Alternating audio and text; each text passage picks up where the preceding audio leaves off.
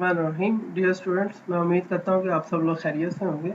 आज का जो हम टॉपिक पढ़ने जा रहे हैं that is RLC circuit with AC supply and our course is electricity magnetism 2 PHY 402 BS Physics Spring 2020 and I'm Mohammad Nishan Ibu, your course instructor. So in the previous lecture we talked about that AC current and behavior of electric components, capacitor in AC circuit, inductor in AC circuit, and their comparison between R, L, and C.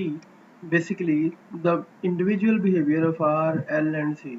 In this lecture, we will have a possible combination of RLC and how we can relate them to have a circuit with R, L, and C. So we will discuss about the possible combination and their working, as well as the characteristics of RL in AC circuits. If we join the resistor and inductor in a series way and AC circuit, then how they will behave with respect to their voltages and the currents, and what will be the current of the RL circuit, what will be the impedance of the circuit, and that is a total resistance plus reactance is called impedance of circuit. हम इसके ऊपर बात करेंगे। And तीसरा जो है वो phase difference के ऊपर बात की जाएगी। either the response of electric response of voltage with respect to voltage or current of RL circuit is different from the other circuit or not. To justify that, we will study the phase difference, and after that we will study the phasors of the RL circuit. And in this lecture there is a review of the previous lecture. So we have in previously studied about the resistor, inductor and the capacitor. सब लोग जानते हैं कि पिछले lecture के दौरान हमने register का जो करंट था फाइंड किया, वो आपके सामने है। इसी तरह आपके पास ये लेक्चर इंडक्टर का हमने निकाला है, फेज डिफरेंस था, और ये कैपेसिटर का था, और ये हमारी बेसिक्स हैं। इस दफ़ा हम अपनी AC सोर्स की बेसिक्स को इस्तेमाल करेंगे। पिछले लेक्चर्स के अंदर हम DC वैल्यूज़ को इस्तेमाल करते थे और उनके फार्मूलाज को पढ़ने की कोशिश करते थे। इस दफ़ा हमारे पास करंट की वैल्यूज़ पहले से अवेलेबल है हर इंडिविजुअल सर्किट के लिए, और उस हवाले से हमने उसके फेजर्स इंडिविजुअली स्टडी किए हुए हैं। अगर ये अकेला होगा तो इसके फेजर ये होंगे, अगर ये सर्किट अकेला है इंडक्टर तो इसके फेजर ये बन रहे हैं, अगर कैपेसिटर है तो उसके फेजर ये बन रहे हैं। आज के लेक्चर के अंदर सबसे पहले हम ये देखेंगे कि एक कंपोनेंट को जब दूसरे कंपोनेंट के साथ मिलाया जाता है तो उसके करंट पे क्या फर्क पड़ता है, एज वेल एज उनके फेजेस पे क्या असर पड़ता है। तो आइए और देखिए कि हमारे पास कौन कौन से पॉसिबल कॉम्बिनेशन RLC के हो सकते हैं। हमारे पास this is L stand for the inductor, R stand for the resistor and C stand for the capacitor. ये तीन कंपोनेंट्स हैं, और हमने सबसे पहला जो कॉम्बिनेशन स्टडी करेंगे it is called the two combination scheme. इसके अंदर हम सिर्फ दो इलेक्ट्रॉनिक कंपोनेंट्स को लेंगे और उसके मुताबिक हम सर्किट को सॉल्व करने की कोशिश करेंगे। So the first thing is that कि हम RL कॉम्बिनेशन पढ़ेंगे and it will be reflected as RL circuit. अगर हम दूसरा कॉम्बिनेशन पढ़ने की कोशिश पढ़ेंगे तो हम उसे RC सर्किट का नाम देंगे, और यूं हमारे पास this is the methodology for the two combination system. ये टू कॉम्बिनेशन इसका इस्तेमाल किया है और इसका इस्तेमाल किया है। R is the common, so that's why R जो है उन सब में कॉमन रहेगा। Similarly we have a three combination process also, एक ऐसा सिस्टम जिसके अंदर ये तीनों कंपोनेंट्स इकट्ठे लगाए जा सकते हैं। अगर ऐसा हो सकता है तो this is called the RLC circuit, और इसके नतीजे के अंदर हमारे पास RLC सर्किट कॉन्स्टिट्यूट होता है। सम टाइम कुछ लोग इसको LC सर्किट भी कहते हैं, कुछ लोग RLC सर्किट भी, और तो वो डिपेंड करता है कैसी सिचुएशन है, तो उस हिसाब से इसको स्टडी किया जा सकता है। जब भी हम RLC सर्किट की बात करेंगे तो we also have two further combinations जो दूसरों के साथ नहीं स्टडी किए जा सकते, वो है that is the parallel combination and the series combination. इसके अंदर देखेंगे कि अगर हम R, L और C को सीरीज में लगा दें तब क्या बनेगा, और अगर हम इन दोनों को पैरेलल में लगाते हैं तो तब क्या सिचुएशन बनेगी, और उस हिसाब से किस तरह से हम इसको कंटिन्यू कर सकते हैं, तो इसके ऊपर भी हम बात करेंगे। जैसा कि मैंने बताया कि हमारा जो सबसे पहला कॉम्बिनेशन है वो RL सर्किट है, तो इसलिए we are talking to our first combination and it is called the RL circuit और RL इन AC सर्किट, हम उसके ऊपर बात करेंगे। तो लेट्स स्टार्ट विद दैट। किसी भी सर्किट को सॉल्व करने का तरीका हमने पिछले लेक्चर्स के अंदर सीखा हुआ है, हम उसी के मुताबिक लेके चलेंगे इनको, और बहुत आसान है, वही पुराना तरीका है। पिछले लेक्चर के अंदर हम रजिस्टर इन दोनों को अलग-अलग डिस्कस कर रहे थे और आज के लेक्चर के अंदर हमने वही एसी सोर्स यूज किया है जो हमने पिछले लेक्चर्स के अंदर यूज किया था। आज रजिस्टर और इंडक्टर इकट्ठे लगा दिए गए हैं और ये इनपुट वोल्टेज जो दिए हुए हैं या सोर्स वोल्टेजेस हैं ये इनके फंडामेंटल जो है आपके पास इक्वेशन राइट अप के तौर पे लिख दी गई है। Consider a circuit consisting of AC source inductor and register. ये आपके सामने पूरा सर्किट है जिसको ये 3 हिस्सों के ऊपर मुश्तमिल है और उसके हमने मैथमेटिक्स भी एक्सप्लेन पहले ही कर दी हुई है। वी आर जो है वो किसके लिए स्टैंड करेगा, वो वोल्टेजेस हैं जो रजिस्टर के अक्रॉस हैं। ये एल किसके लिए स्टैंड करेगा, ये वो वोल्टेज होंगे जो इंडक्टर के क्रॉस है। इन दोनों का सम बराबर होना चाहिए सप्लाइड वोल्टेज के और इसको हम आमतौर पे केवीएल कहते हैं, किरचॉफ वोल्टेज लॉ। इसी लॉ के हिसाब से हम इसको सॉल्व करने की कोशिश करेंगे। हमने इस सर्किट की कौन कौन सी चीजें मालूम करनी है वो हम शुरू में भी बता चुके हैं, हम दोबारा से लिख लेते हैं। हमें सबसे पहला तो ये करंट चाहिए कि करंट जो है वो फ्लो करता है और वो किस तरह से फ्लो कर रहा है, ये पहली बात। दूसरी है फेज डिफरेंस क्या है और तीसरी बात है कि इस दफा रेजिस्टेंस भी है यहाँ पे और यहाँ पे क्या है जी, रिएक्टेंस भी है। तो यहाँ पे रेजिस्टेंस प्लस रिएक्टेंस क्या कहलाती है जी, इम्पीडेंस कहलाती है। तो हम इस सर्किट की इम्पीडेंस को भी स्टडी करना चाहते हैं। तो इस सर्किट को स्टडी करने के वो वही फंडामेंटल तरीके हैं जो हमने पहले पढ़े, mathematical solution, graphical solution and phasor diagram. इसी तरह से हम मैथमेटिकल सॉल्यूशन जो है उसको इस सर्किट के लिए सॉल्व कर सकते हैं, बट जिस तरह हमने पिछले सर्किट के अंदर मैथमेटिकल सॉल्यूशन निकाले हैं, इस तरह के सर्किट को सॉल्व करने के लिए मैथमेटिकल सॉल्यूशन जो है वो उनकी तरीकाकार जो है वो एक से ज्यादा है। हम आमतौर पे इसको 2-3 मेथड के साथ सॉल्व कर सकते हैं। एक मेथड जो है वो ट्रिग्नोमेट्रिक मेथड कहलाता है, एक मेथड जो है डिफरेंशियल इक्वेशन अप्रोच कहलाता है और तीसरा जो मेथड है that is the complex analysis जो है उससे भी हम इस का मैथमेटिकल सॉल्यूशन निकाल सकते हैं। हम अपने इस लेक्चर के अंदर सिर्फ 2 तरह के मेथड को अप्लाई कर रहे हैं, अप्रोचेस को यूज कर रहे हैं। ये आपकी बुक के अंदर एचआरके के अंदर भी दिया गया है, बट इंडिविजुअली तौर पे आरएल को उसने स्टडी नहीं किया, तो इसलिए हम उस कमी को पूरा करने के लिए पहले आरएल को अंडरस्टैंड कर रहे हैं। तो इसलिए हम इसको ट्रिग्नोमेट्रिक अप्रोच से सॉल्व करने की कोशिश करेंगे। ट्रिग्नोमेट्रिक अप्रोच के अंदर हमें ट्रिग्नोमेट्रिक के कुछ सिंपल फार्मूला, जनरल फार्मूलाज हैं, उनको याद रखना पड़ेगा और उसके हवाले से हम इस सब को सॉल्व कर सकते हैं। So let's start with that. और एक सिंपल तरीकाकार वही है जो हम पहले भी अप्लाई करते हैं, that is the KVL approach.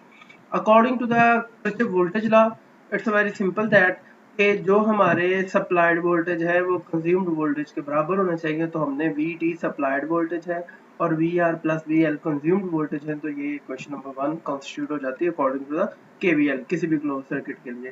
So putting values हम सब इसके अंदर पुट कर सकते हैं। वी टी की बजाय V not sine omega T है और वी आर जो है इसकी जगह आप ओहम लॉ इस्तेमाल अगर करें जनरल फॉर्म के अंदर, तो we have here I R and I is basically the current flowing through the register.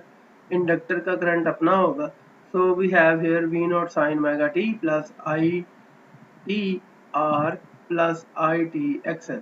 तो ये आर वाला करंट है और ये वाला जी आई टी जो है वो एक्सएल वाला। एक्स एल बेसिकली रिएक्टेंस के लिए भी लिखा गया है, रिएक्टेंस ऑफ द इंडक्टर है, and this is the current of in the inductor. So by putting the values, sorry यहाँ पे आर और एल लिखना था वो भूल गए, तो आर और ये एल की वैल्यूज हम यूजुअली तौर पे यहाँ पे पुट कर रहे हैं। और आप जान सकते हैं पिछले लेक्चर के अंदर हमने निकाला था आई, अगर आपके पास, और हम ये सपोज कर रहे हैं कि इन दोनों के दरमियान कोई फेज डिफरेंस होगा जो जिसे हम फाइंड करना चाहते हैं। तो हमने अपने से सपोज कर लिया कि -5 का फेज डिफरेंस होगा और यहाँ पे भी cos ओमेगा टी -5 अपने से ऐड कर दिया गया। ठीक है, तो ये इक्वेशन नंबर 3 है। इक्वेशन नंबर 3 जो है अगर आप गौर करें तो इसके अंदर आई कॉमन आ सकता है, तो हमने अगले स्टेप के अंदर आई कॉमन ले लिया है रीअरेंज करके इसको, और हमारे पास आ गया V not sine omega T is equal to I not common है R sine omega T -5 XL cos omega T -5। ये हमारी इक्वेशन नंबर 4 डेवलप हो जाती है। अब हमने इस इक्वेशन को सॉल्व करना है और सॉल्व करने के साथ ही हमें इसकी करंट की वैल्यू चाहिए। तो आइए हम अपने नेक्स्ट इक्वेशन के ऊपर चलते हैं और ये हमारा इक्वेशन है। अगर आप देखें तो यहाँ पे साइन कॉस और ट्रिग्नोमेट्रिक इन्वॉल्व है। ट्रिग्नोमेट्रिक आइडेंटिटीज जो है वो अगर लगाई जाए तो हम इसको किसी तरीके से सॉल्व कर सकते हैं। तो आइए इसके लिए हमने एक ट्रिग्नोमेट्रिक फार्मूला जो है वो इस्तेमाल किया जाएगा, और जो कि आपके सामने है। ट्रिग्नोमेट्रिक आइडेंटिटी जो है वो ये बताती है कि अगर कोई a sign omega T plus b cause sign omega T वाली सिचुएशन है आपके पास, ओमेगा टी वाली सिचुएशन है, तो आप उसको इंडिविजुअली तौर पे ये लिख सकते हैं capital A sign omega T plus 5, और वेयर a जो होगा वो a square plus b square के बराबर होगा, जो 5 होगा एक्चुअली वो tan inverse b over a होगा। ये ट्रिग्नोमेट्रिक फार्मूला है जो हमें एक्सप्लेन करता है। अगर हम थोड़ा सा विजुलाइज करने की कोशिश करें तो ये एक साइन कर्व है और ये एक कॉस कर्व है, और ये दोनों ही आपस में क्या कर रही हैं, मिल रही हैं। प्लस का साइन जो है वो ये बताता है कि दोनों ऐड किए जा रहे हैं। ए और बी जो है इनके कोई एम्पलीट्यूड्स वगैरह हो सकते हैं, और उस हवाले से इनके दरमियान कोई ना कोई डिफरेंस पाया जा सकता है, और ये ओवरऑल तौर पे जब अपना सोल्यूशन देंगे तो वो एक साइन की फॉर्म में होगा। तो ये फार्मूला हमें ये बताने की कोशिश कर रहे हैं, तो हम भी इसी फार्मूले को इस्तेमाल करें। हमारे पास लकीली इस ऊपर वाली सिचुएशन के अंदर वैसी ही सूरत हाल है। अगर आप गौर करें, हमें a की बजाय r है हमारे पास, b की बजाय हमारे पास xl है, और इस दफा ओमेगा टी की बजाय ओमेगा टी माइनस 5 है, और यहाँ पे भी ओमेगा टी माइनस 5 है, और ये सूरत हाल के मुताबिक है।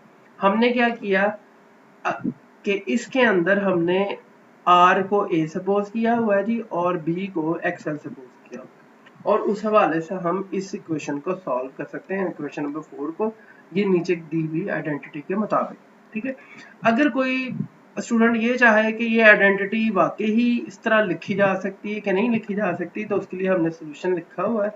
आप ये सोल्यूशन इस्तेमाल करते हुए यहाँ पे इसकी डेफिनेशन यूज कर सकते हैं, और इस डेफिनेशन के मुताबिक इसको सबूत के तौर पे आप इसकी फॉर्मुलेशन को चेक कर सकते हैं, जो ये बताता है कि ये जो एक्सप्रेशन लिखे गए हैं इसको इस फॉर्म में लिखा जा सकता है। a साइन x और b साइन x जो है वो इस फॉर्म में लिखा जा सकता है, और उन्होंने यहाँ पे इसकी डिटेल दी हुई है। Actually this one is the alpha के लिहाज से, और अल्फा कोई एंगल है जिसके मुताबिक उन्होंने किया हुआ है। ठीक है, तो इट्स अ वेरी बेसिक और सिंपल कॉन्सेप्ट, आप लोगों ने शायद पहले भी देखा हो पढ़ा हो, तो उस हिसाब से है। तो हमने r को a पुट किया हुआ जी, xl को b पुट किया हुआ, जिसके नतीजे के अंदर आप देख सकते हैं कि v not sine omega T वैसे का वैसा आ गया। i पहले ही कॉमन था, हमने नहीं इसको छेड़ा।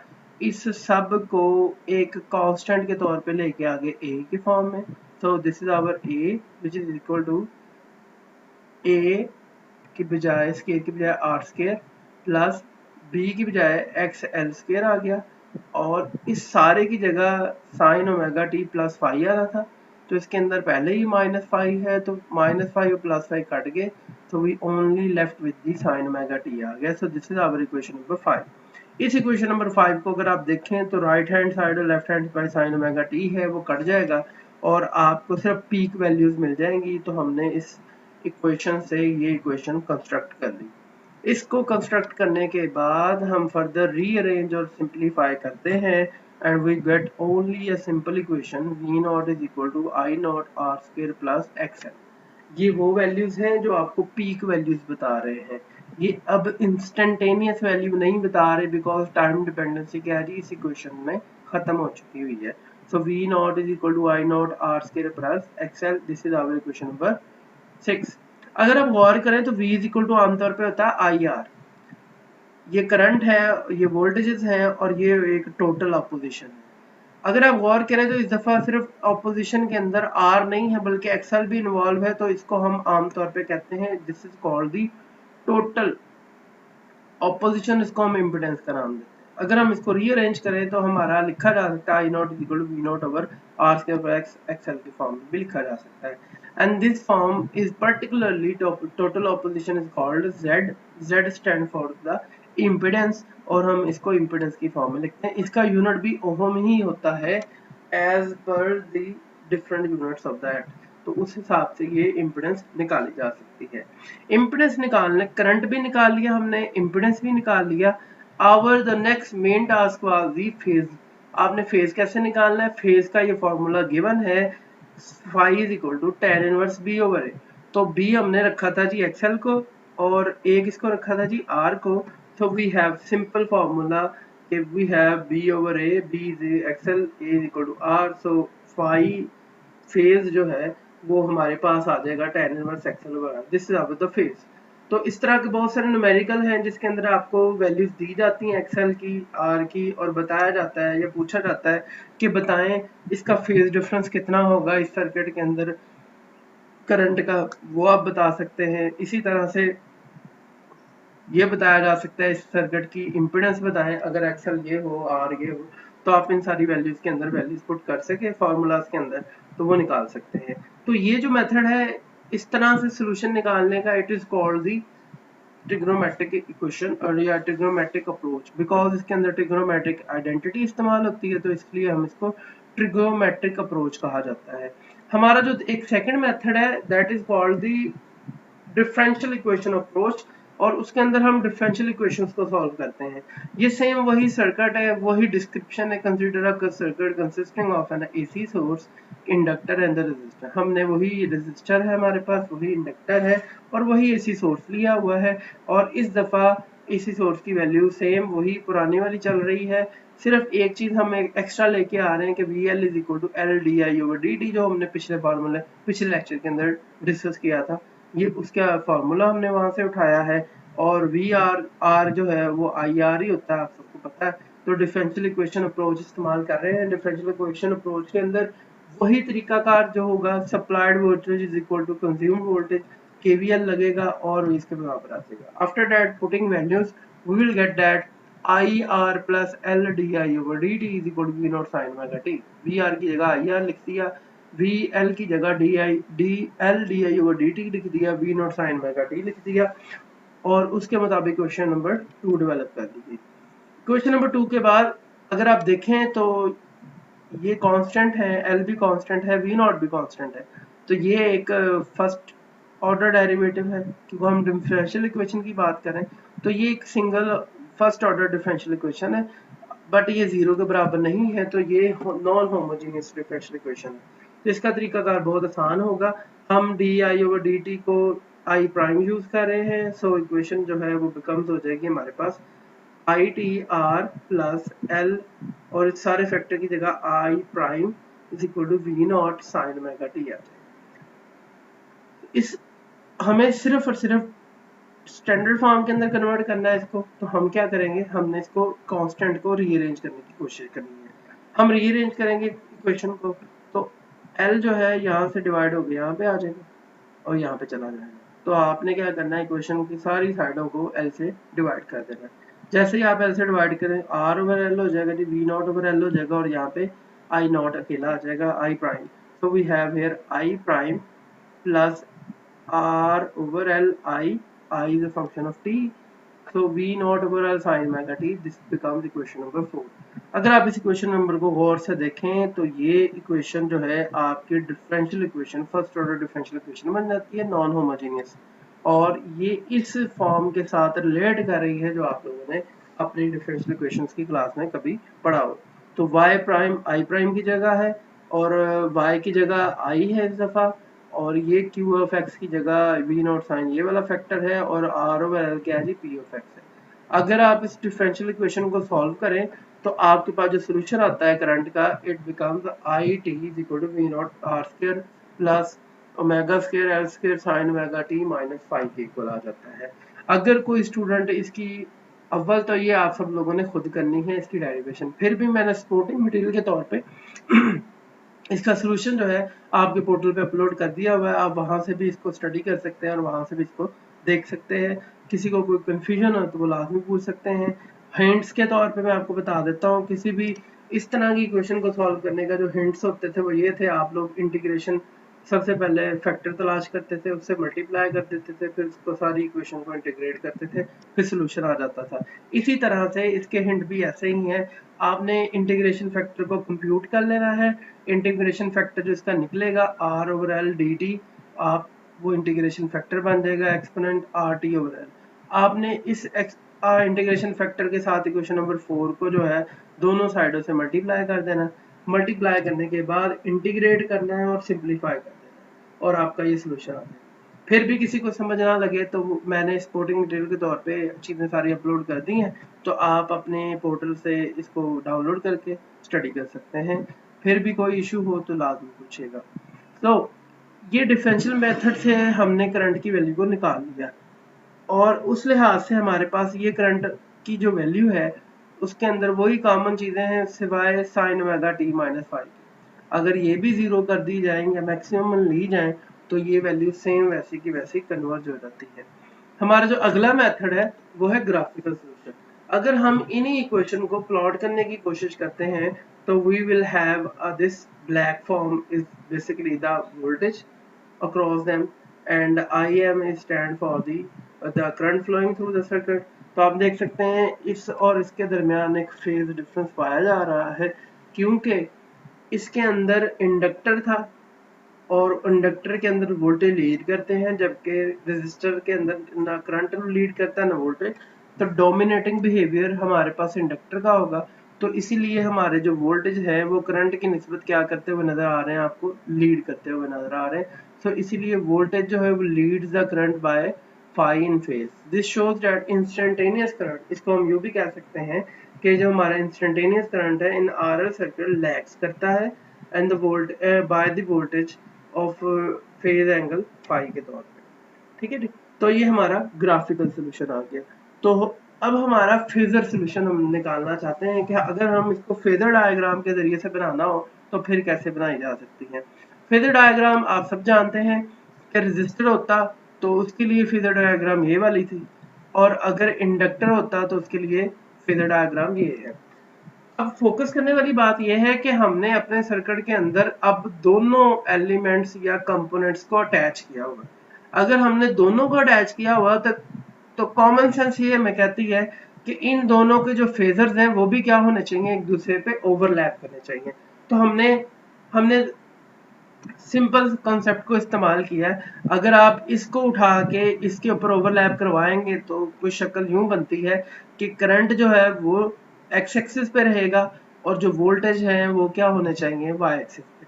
तो हमने सबसे पहले करंट को लिया और वो वोल्टेजेस जो हैं या ये वोल्टेजेस हैं जो रेजिस्टेंस के क्रॉस, ये आप देख सकते हैं वी आर जो है वो अलोंग एक्स एक्सिस जा रहे हैं।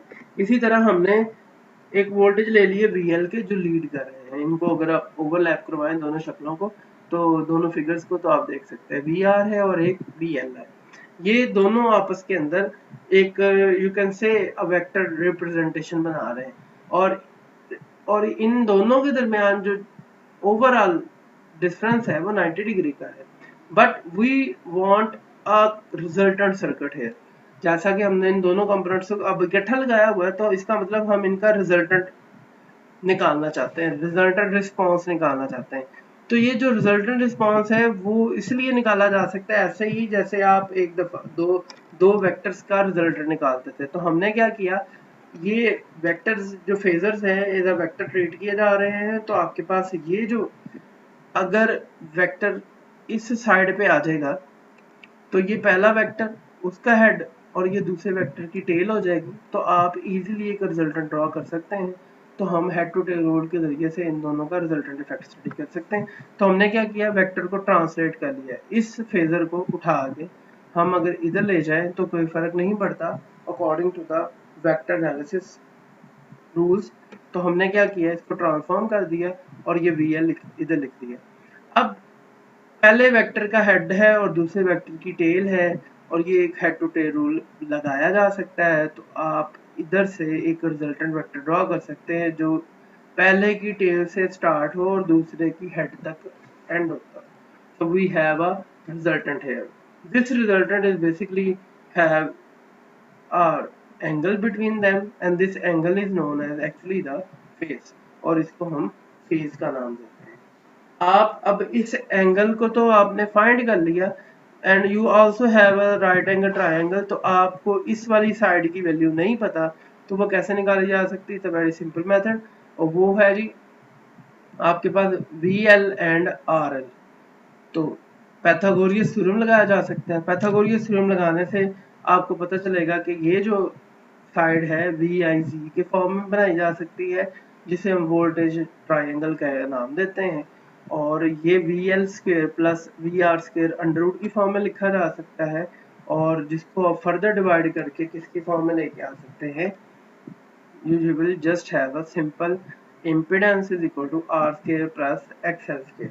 तो ये बता रही है कि आप इस तरह से वोल्टेज रिस्पॉन्स और वोल्टेज ट्रायंगल से इम्पीडेंस और को निकाल सकते हैं, और टोटल वोल्टेजेस के हिसाब से इसको हम सर्किट के अंदर स्टडी किया जा सकता है। तो इस तरह से वोल्टेज ट्रायंगल से आप किसी भी सर्किट का फेजर और उसका रिजल्टेंट रिस्पॉन्स निकाल सकते हैं। तो हमने ये RL के लिए किया है, अपने नेक्स्ट लेक्चर के अंदर हम RC के लिए करेंगे, एंड अप टू RLC के लिए भी सेम इसी तरह से करेंगे। तो up to so on combination के लिए हम ये करते जाएंगे। अगर देखा जाए तो यहाँ पे current and voltage are out of phase, और द वोल्टेज जो है वो यहाँ पे एक छोटी सी मिस्टेक है जी, इसको ठीक कर ले कि यहाँ पे ये जो वोल्टेज है वो π/2 से नहीं लीड कर रहे, बल्कि the voltage are leading with the angle of φ। तो ये जरा बात दुरुस्त कर लीजिएगा कि यहाँ पे जो वोल्टेजेस हैं वो φ से लीड करते हैं, ना कि π/2 से। There is a mistake in this slide, तो हम उसको दुरुस्त कर लें आप लोग। तो ये π/2 की बजाय फाई एंगल के साथ लीड कर रहे हैं, तो इस हिसाब से याद रखिएगा चीजों को। आए अपने अपने इस पूरे लेक्चर को अगर हम कंक्लूड करना चाहें तो हमने क्या पढ़ा है, तो आप देख सकते हैं कि हमने एक 2 कॉम्बिनेशन सिस्टम बनाया, जिसके अंदर हमने इस दफ़ा रजिस्टर और इंडक्टर दोनों को AC सोर्स दिया, और हमने देखा कि वोल्टेज अप्लाई करने से करंट कितना होता है। तो करंट की हमने वैल्यू निकाल ली, और ये वाली वैल्यू जो है वो सोल्यूशन के अंदर अवेलेबल है। वैसे ये कांस्टेंट है, आप ये सी कोई इंटीग्रेशन कांस्टेंट अगर आप 0 कर देते तो हमारा सोल्यूशन वहीं का वही पहुंच जाता है। बाकी जो है फेजर जो है वो ये बताते हैं कि आप अगर इसके फेजर डायग्राम बनाते हैं तो इसका रिजल्टेंट रिस्पॉन्स ये वाला वेक्टर बता रहा है VIZ, और ये इसका रिजल्टेंट फेजर निकलता है। और उस हवाले से आप ये कंक्लूड कर सकते हैं कि in this lecture we learn about the response of RL circuit in the presence of AC voltage, and we have computed the current flowing through the circuit by using trigonometric approach, differential approach and the phasor method।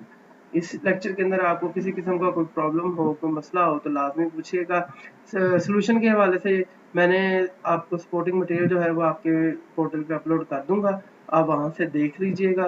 किसी का फिर भी कोई issue हो तो फिर लाजमी पूछ लें। ये आपकी non homogeneous differential equation solve करना एक सिंपल मेथड है, उसके मुताबिक हमने किया है। इंशाल्लाह हम अपने लेक्चर के अंदर RC सर्किट को पढ़ेंगे, जब हम उसको AC सर्किट सोर्स के साथ अटैच कर देंगे, जिस तरह हमने आज के RL सर्किट को पढ़ा है। इसी तरह उसकी कैरेक्टरिस्टिक्स को पढ़ेंगे और उसके दरमियान कंपैरिजन डेवलप करेंगे कि RL सर्किट और RC सर्किट को किस तरह से कंपेयर करके हम कुछ मालूमात और कुछ इम्पोर्टेंट नताइज जो है वो हासिल कर सकते हैं। तो उम्मीद है आपको ये लेक्चर समझ आया होगा। ओके, और कोई भी क्वेश्चन हो, आंसर हो, तो आप उससे रिलेटेड रब्ता कर सकते हैं हमारे इंटरेक्टिव सेशन के दौरान, और उस हवाले से जूम मीटिंग भी हम अरेंज कर सकते हैं। व्हाट्सएप ग्रुप ऑलवेज हमारा चल रहा है, और यूट्यूब कमेंट्स में भी आप उसके अंदर भी बता सकते हैं कि कोई प्रॉब्लम है, कोई इशू है, तो उसके मुताबिक हम डिस्कशन करते रहेंगे। अल्लाह हाफिज़।